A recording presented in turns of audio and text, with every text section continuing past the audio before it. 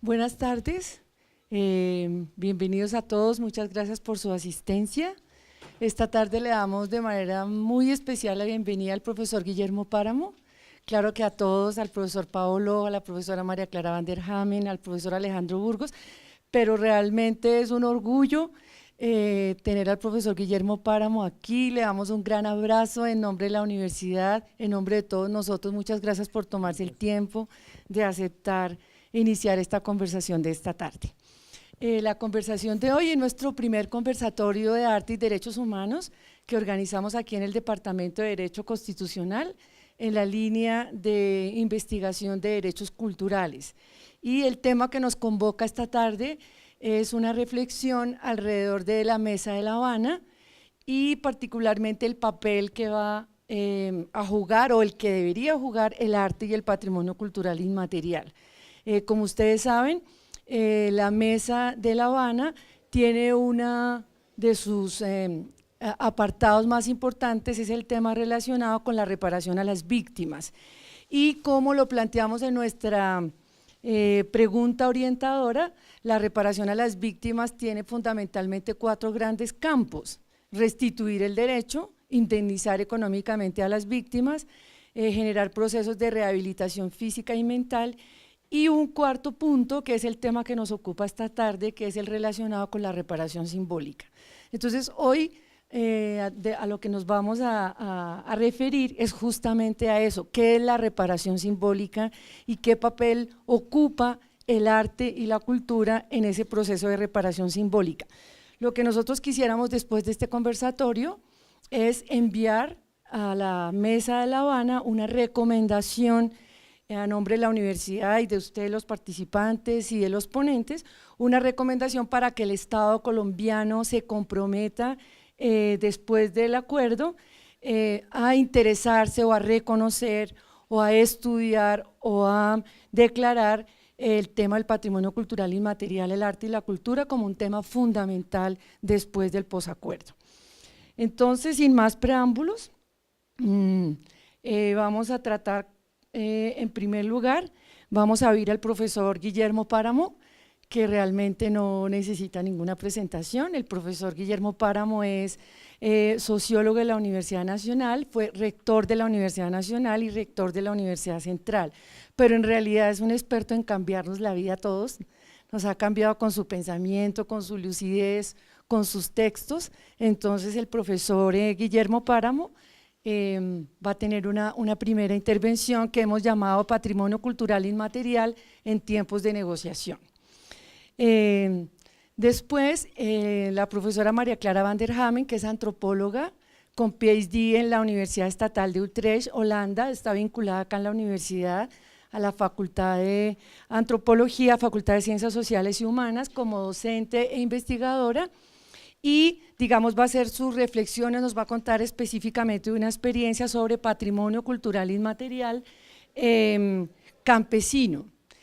Y después podemos oír al profesor Paolo Viñolo con su intervención que hemos denominado Patrimonio Cultural Inmaterial, mercantilización y memoria histórica como el recuerdo de hechos violentos, tensiones y reflexiones.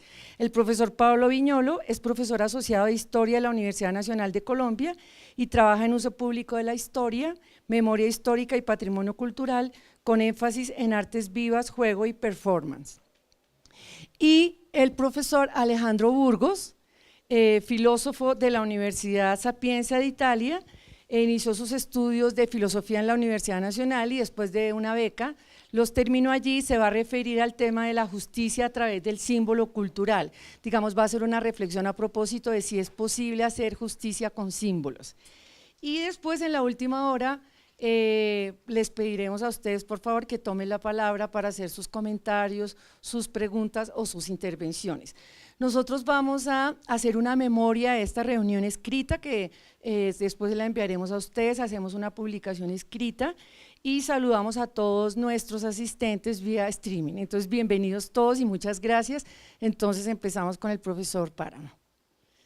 Muchas gracias. Muchísimas gracias a todos ustedes, a la Universidad Externado, a mis compañeros de conversatorio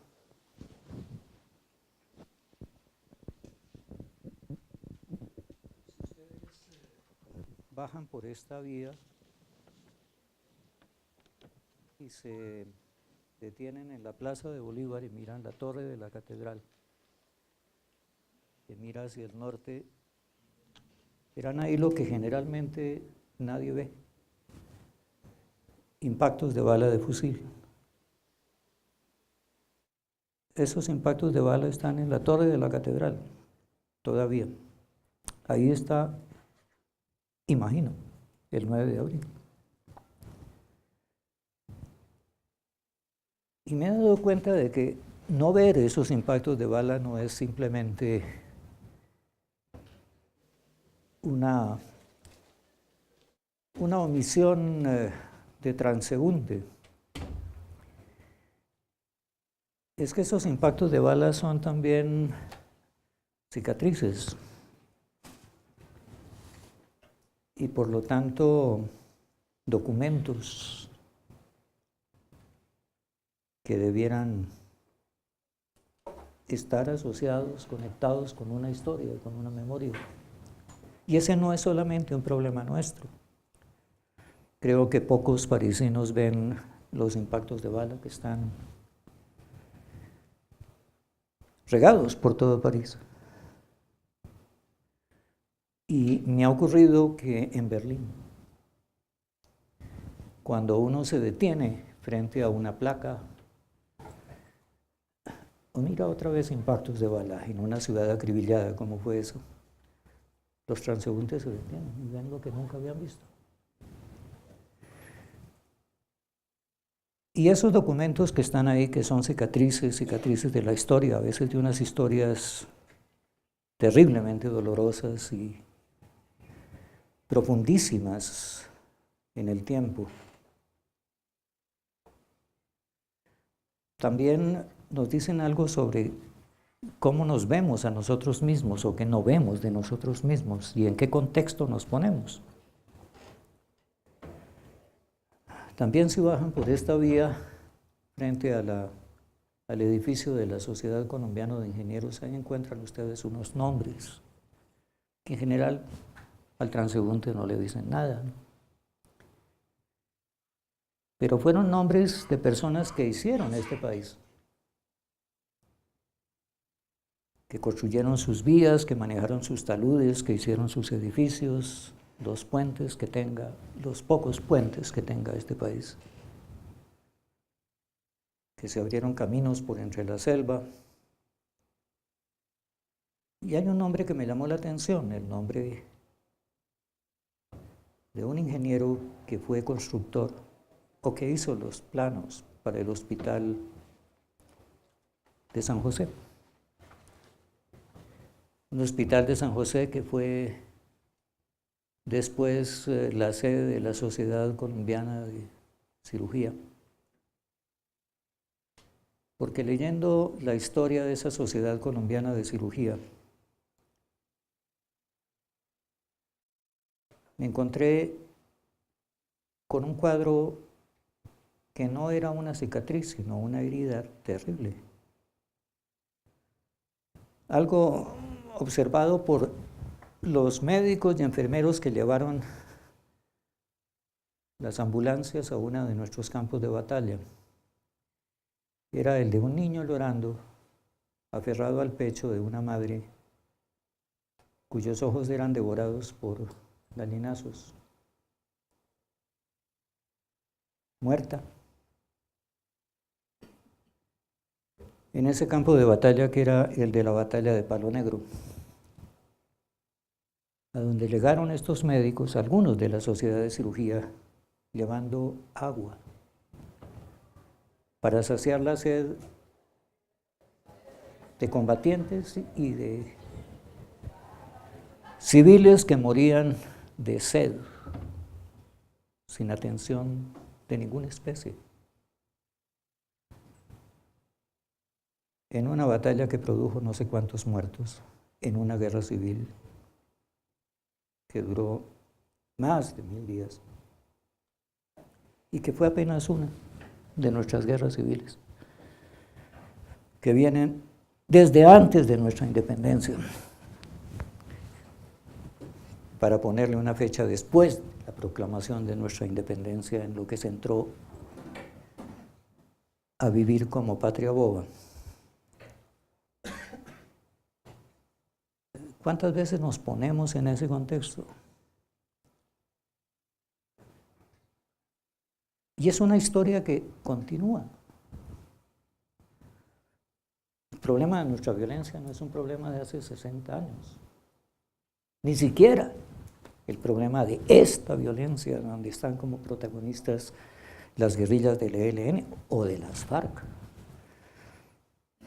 Quienes tengan curiosidad pueden mirar en los anales del Congreso de 1946.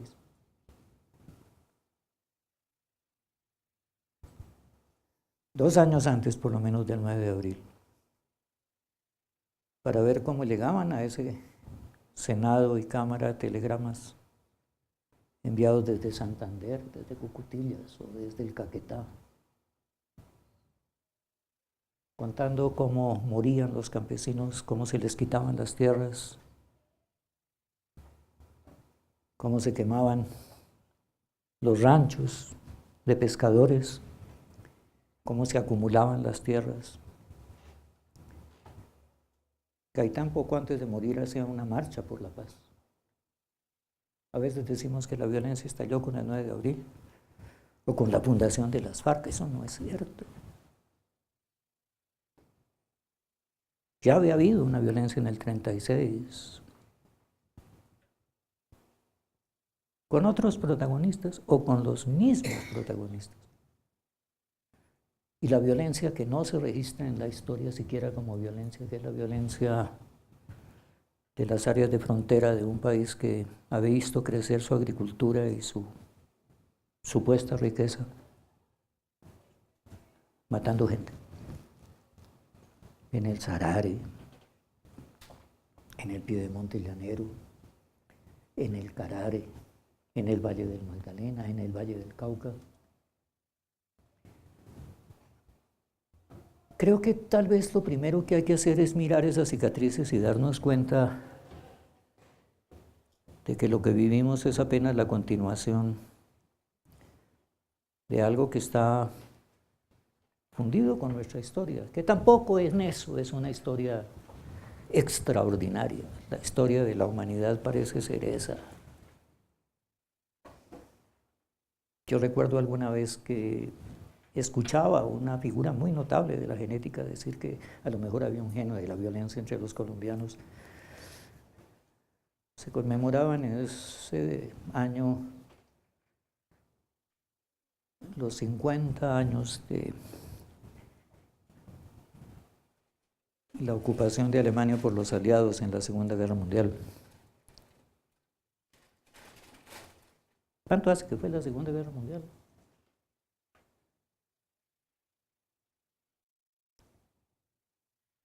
Mi generación comienza después de la Segunda Guerra Mundial, pero no la de algunos compañeros de estudio míos. Y eso venía después de la Primera Guerra Mundial. Y entre tanto estuvo la Guerra Civil Española. Y tantas otras guerras en tantas partes, y eso se une a otras guerras mundiales. No ha habido dos, ha habido muchas.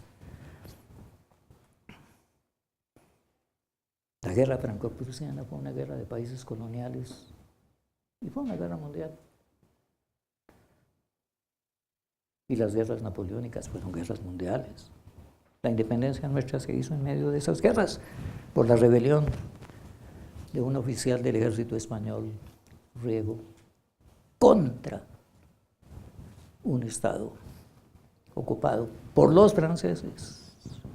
De aquí en nuestras costas había problemas de embarcaciones franceses y británicas enfrentadas las unas a otras, y luego antes de las guerras napoleónicas, la guerra de los 7 años, la guerra de la Sucesión Española, la guerra de los 30 años, y guerras y guerras y guerras. No es un problema de nuestros genes, o tal vez sí es de nuestros genes, pero esos genes son los genes humanos.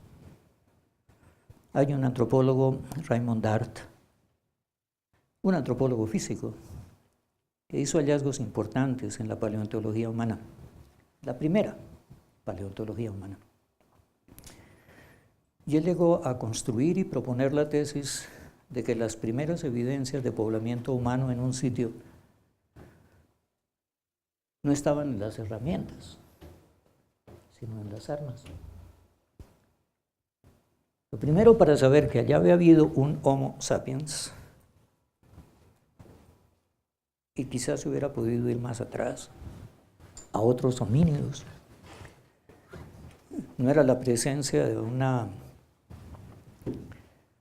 piedra para percutir otras piedras o para romper una fruta, sino piedras que se usan como armas o se habían usado como armas. Sí, quizás la violencia esté vinculada a nuestra especie.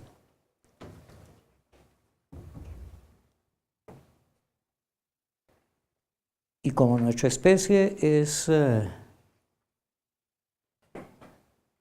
además de violenta, inteligente, o nos preciamos de eso, esa ha sido una violencia inteligente. Una violencia en donde se ha ingeniado la mejor manera de matar.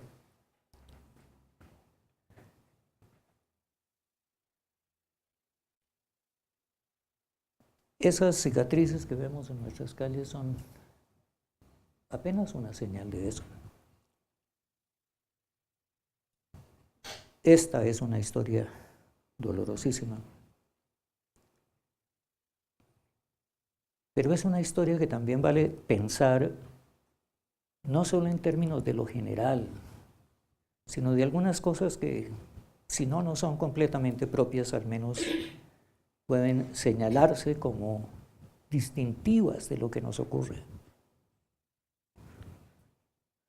Esa guerra civil de los 1000 días y las que antecedieron a la guerra de los 1000 días.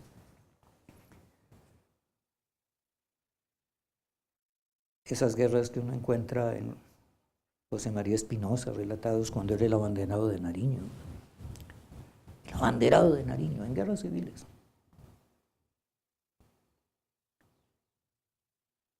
Son también algo que en su estilo puede señalarnos algunas cosas que, por supuesto, no son completamente exclusivas nuestras, pero que también vale la pena tener en cuenta.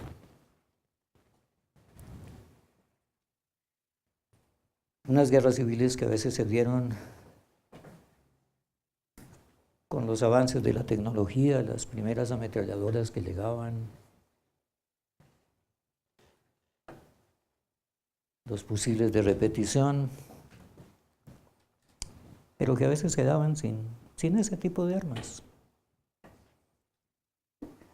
Una de las tragedias de nuestras guerras civiles es que a veces ni siquiera se necesitan armas para tener guerras civiles. Quien se ponga en esa época en la cual aquella madre devorada por los gallinazos amamantaba a un niño vivo todavía en Palo Negro, podrá imaginar a un hombre campesino nuestro,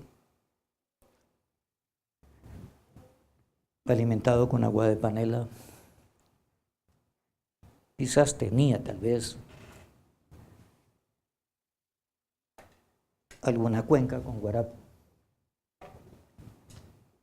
que se la pasaba toda la noche sacándole punta a un pedazo de cuadua para clavársela a otro campesino, que también se alimentaba con agua de panela y de golpe tomaba guarapo, y que se la pasaba toda la noche afilando una guada para clavársela al otro campesino. El uno podía ser liberal y el otro conservador. Ambas peleaban con las manos y con guaduas. se alimentaban con agua de panela, tomaban guarapú. Habían sido arrullados con las mismas canciones. Quizás uno era hermano del otro.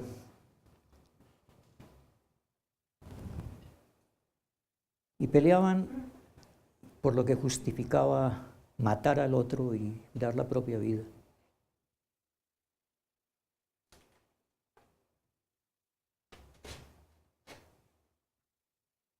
Por ideas que a lo mejor ya no cuentan, o cuentan de manera muy distinta, o cuentan muy poco en lo que vivimos. El uno podía ser anticlerical y el otro casi un cristero, como los de la Guerra Civil y la Revolución Mexicana. ¿Quién pelea ahora exactamente por eso? Al uno se le acusaba de masón y el otro resultaba con que era un discípulo de los jesuitas o seguía a alguien que había sido discípulo de los jesuitas.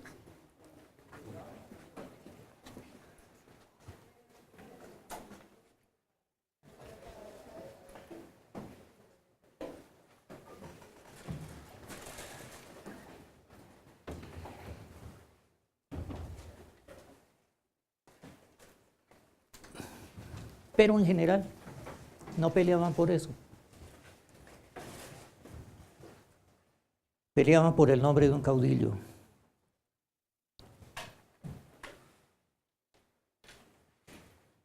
Peleaban por un color en una divisa. Peleaban por el nombre de un partido.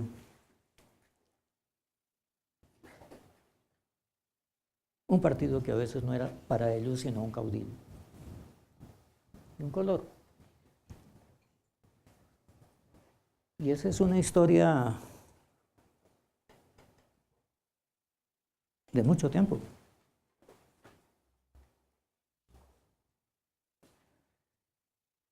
Cuando uno piensa un poco en ese par de campesinos matándose uno al otro,